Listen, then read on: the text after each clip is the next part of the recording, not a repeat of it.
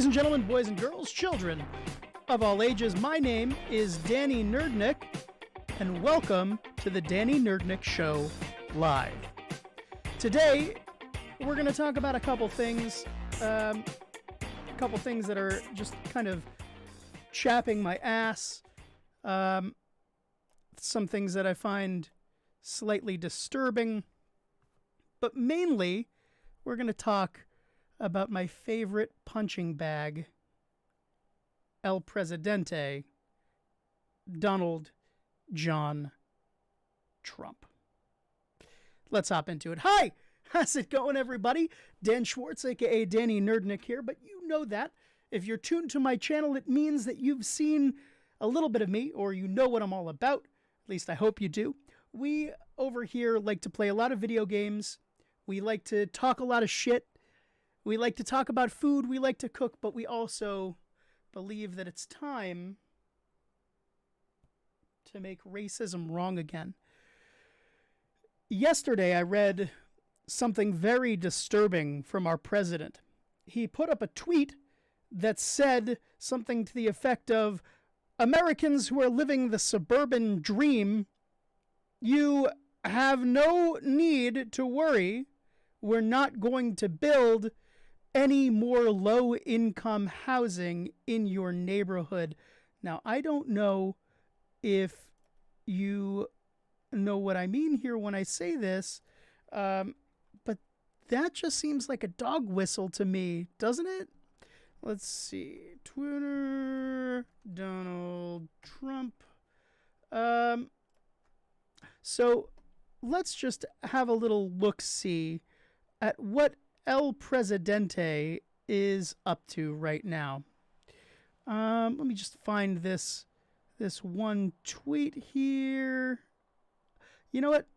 We're just going to go ahead and scroll down to, I don't know.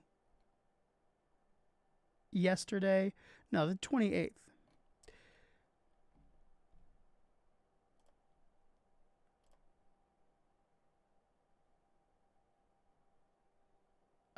I went to the wrong one. Hey, there we go. So here we have Donald Trump's Twitter feed. Here it is. I am happy to inform all of the people living their suburban lifestyle dream that you will no longer be bothered or financially hurt by having low-income housing built in your neighborhood. Your housing will go up based on the market and crime will go down. I have rescinded the Obama-Biden AFFH rule. Enjoy. Okay, so let's just, for a second, talk about what this means. Because on the surface, much like a lot of the stuff that Trump says, hey, that seems pretty good. You know? The suburbs aren't going to have that blight of housing projects or low-income housing built in them anymore. Okay. Who do you think will be most affected by this? When he says low income, who do you think he's talking about? Fairly sure the people that he's talking about whose property values are, going down, I'm 99% sure that he's talking about white suburbanites there. And the people who are no longer going to be bothering or financially hurting them, I'm betting that he is meaning, in this statement, people of color. Just a wild guess there. So, he's saying that essentially he wants to resegregate the suburbs. Now, you might be thinking to yourself, oh, that's just some liberal bullshit reading of what's going on. Okay, well, fine.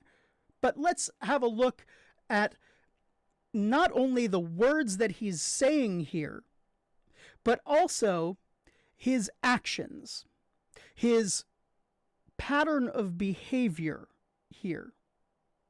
So when he tells people living their suburban lifestyle dream, he's clearly talking to the white people in his base. And you'll no longer be bothered, white people, or financially hurt by having low income black or brown people in your neighborhood because we're going to stop building low income housing. Okay. Yeah. What the fuck? Donald Trump. We have a 9/11 happening every few days when it comes to people dying of COVID. That's your fault. We are about to experience the biggest mass eviction in United States history, and that's your fault. Mitch McConnell, the Grim Reaper, aka Turtle Fuck, has had the Heroes Act on his desk since March. And I know, because I'm unemployed, that $600 extra a week, that's keeping me afloat. Now, I'm just a single guy. I have really no responsibilities except for paying bills and feeding myself, paying rent. If it saves my ass so much, my ass who needs fucking meds, Donald John Trump, Mitch McConnell, help your people. Certainly, if your argument is, oh, but I lost my thread there. It disincentivizes people to go back to work. No shit!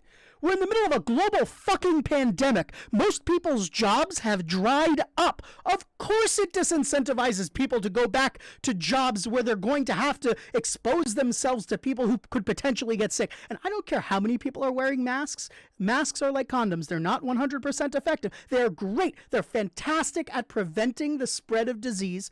Everybody should be wearing a mask. But if you have a fuckhead who comes in and says, no, I'm not going to wear a mask because herder freedom, then no matter how many times, how many masks you have on people in your store, in your business, it's a non-zero chance that they're going to get sick. And the difference between 0 and 1 is infinite.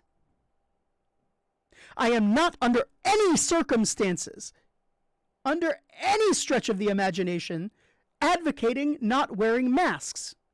I am 100% advocating wearing masks. If you are outside, if you are around people who you have not been quarantining with, and you do not know where they have been, wear a fucking mask. Go to the grocery store, wear a mask.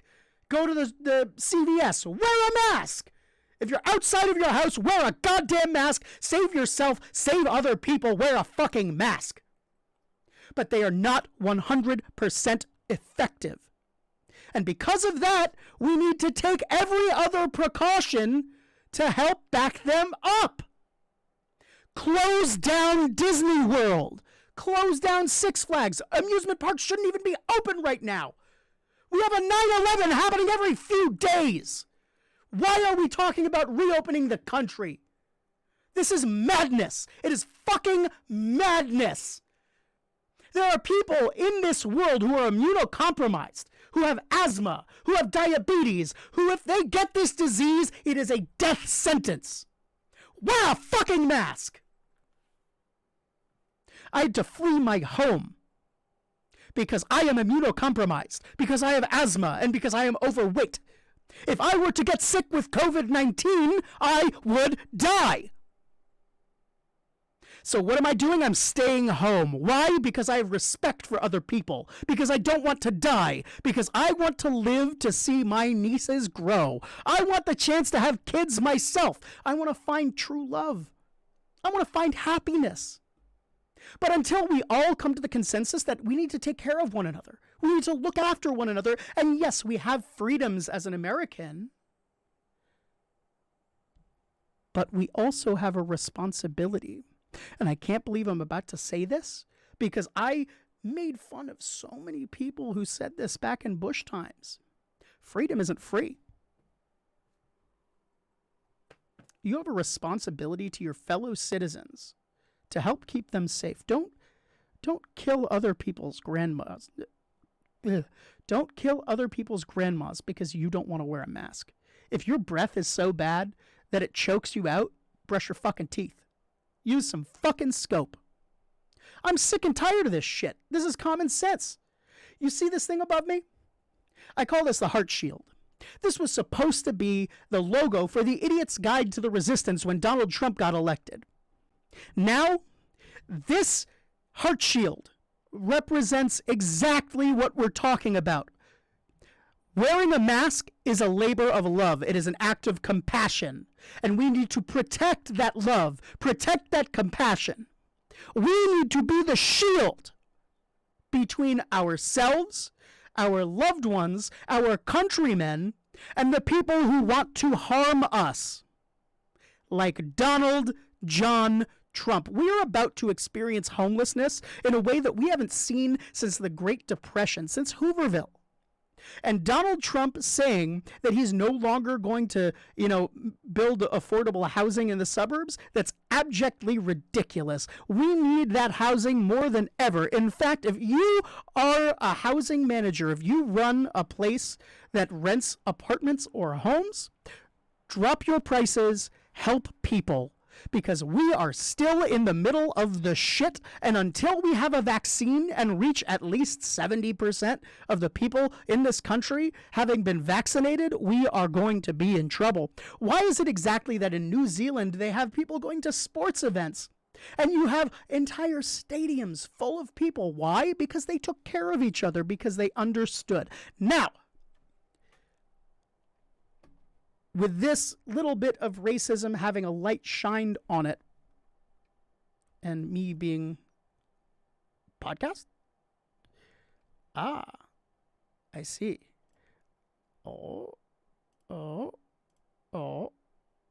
Okay, sorry about that. So, we're going to transition from one bit of Trump fuckery to another. This comes from Our Politics. This is a mega thread.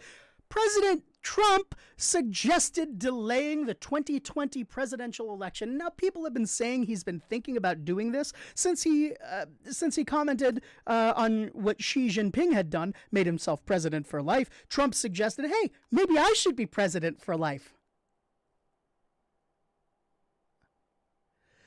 I've been waiting for this.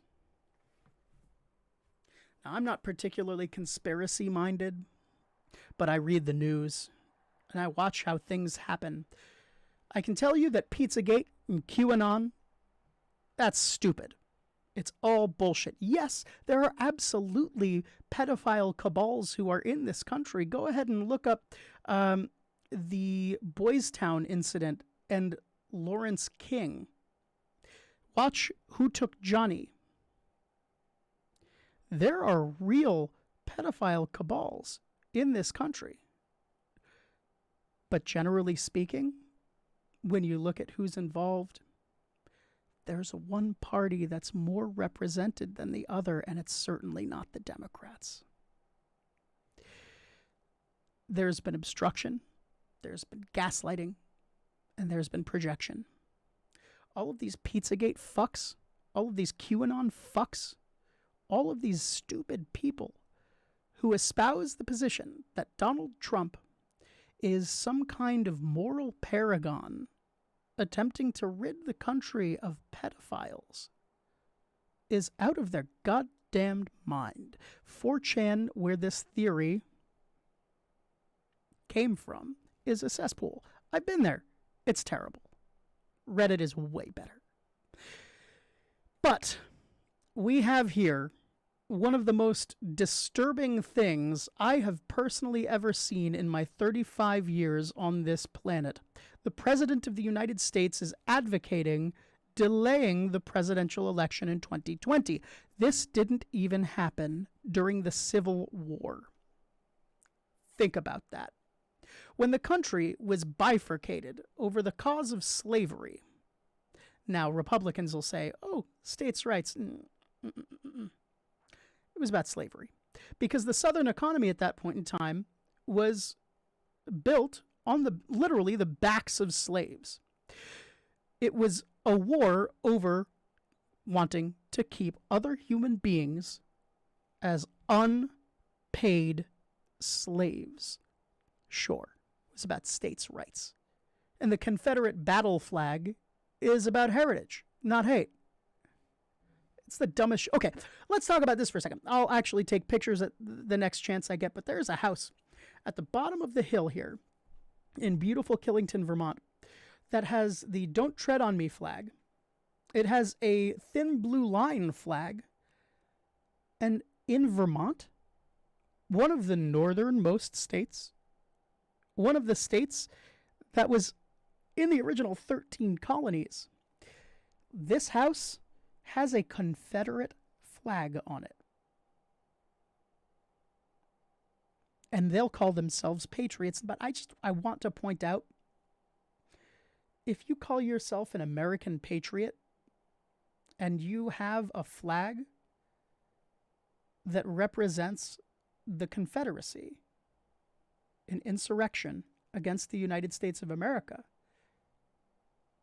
the secession of the southern states of the United States of America into a confederacy that was built on the backs of slaves and the keeping thereof. And if you have this flag and you are in a northern state, you're stupid. That is the flag of traitors. That is the flag of losers. And it most certainly represents hate. It represents heritage too, the heritage of hate, the heritage of keeping slaves. And if you are a moral person in any way and you display that flag, other than saying this flag is absolute bullshit, you are a transparent piece of shit. Anyway, so President Trump on Thursday suggested delaying November's presidential election. That's incredibly problematic. And if you don't think it's problematic, you are problematic. The dates of federal elections are set by Congress, and the Constitution makes no provisions for a delay to the January 20th inauguration. Now, my understanding of the situation is thus.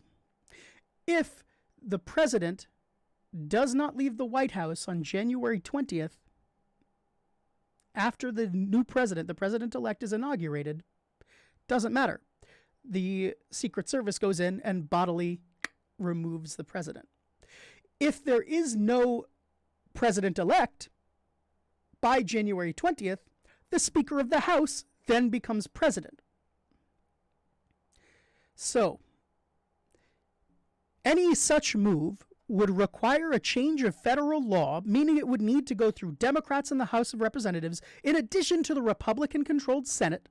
The Congressional Research Service actually weighed in on this topic in March, specifically noting that a president has no legal authority to change the date of the election. Now, Donald Trump is very clearly talking shit like always, but he has the Justice Department on his side. He has the Senate on his side. And if we do not flip the Senate, if we do not put Joe Biden in office, there's a chance that through pure rat fuckery, Donald Trump could potentially do this. Now, I hope I'm just being alarmist here. I hope I'm being stupid, because the thought of Donald Trump indefinitely delaying the presidential election of these United States is horrifying.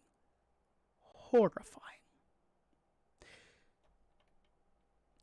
These are all links to articles. So, interesting. CNN. Trump floats delaying election despite lack of authority to do so.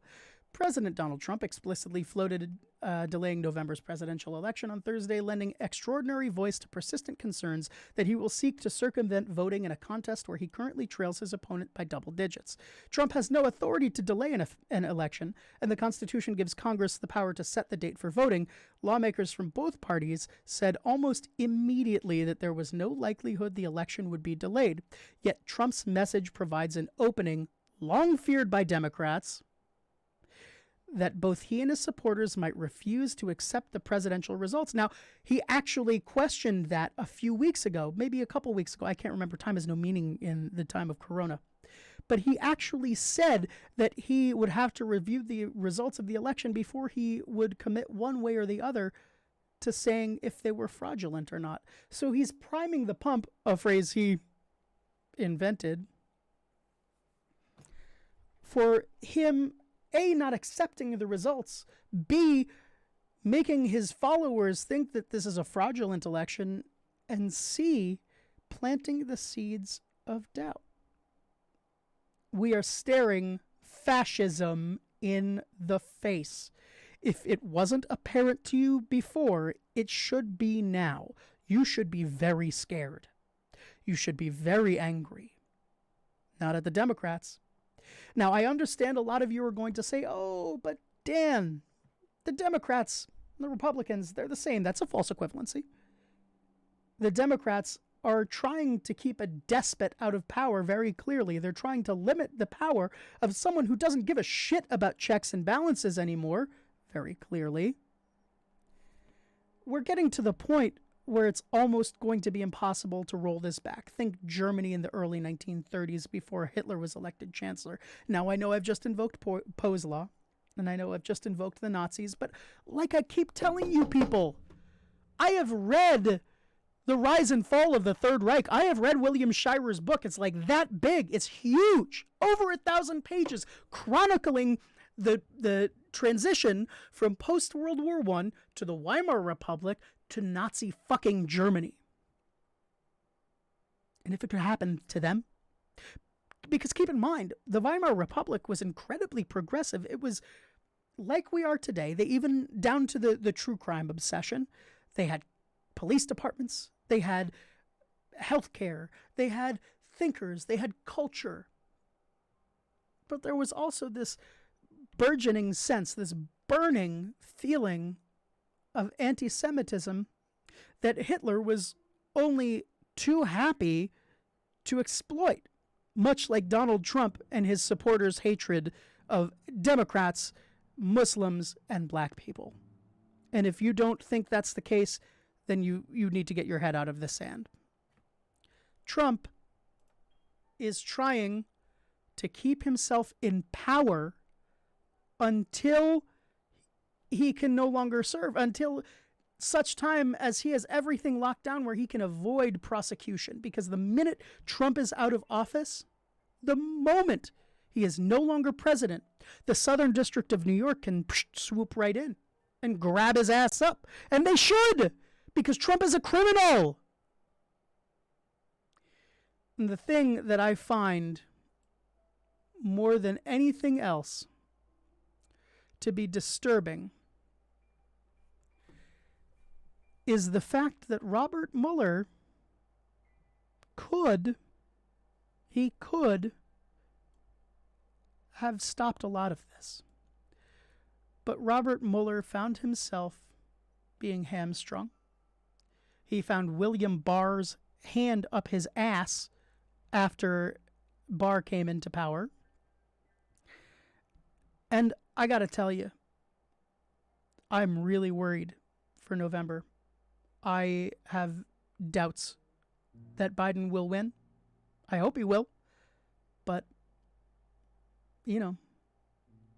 Anyway, guys, it has been an absolute pleasure speaking with you today. Let's talk again soon. I love you all very much. Stay safe. Stay healthy. Wear a fucking mask. Don't go to the amusement park. Don't go to restaurants. Don't go to the bar. Stay home. Eat a sandwich. Hang out with your loved ones. And never forget. Don't do anything I wouldn't do, but if you are moved to do so, just do it well. Make racism wrong again. Peace and love, y'all.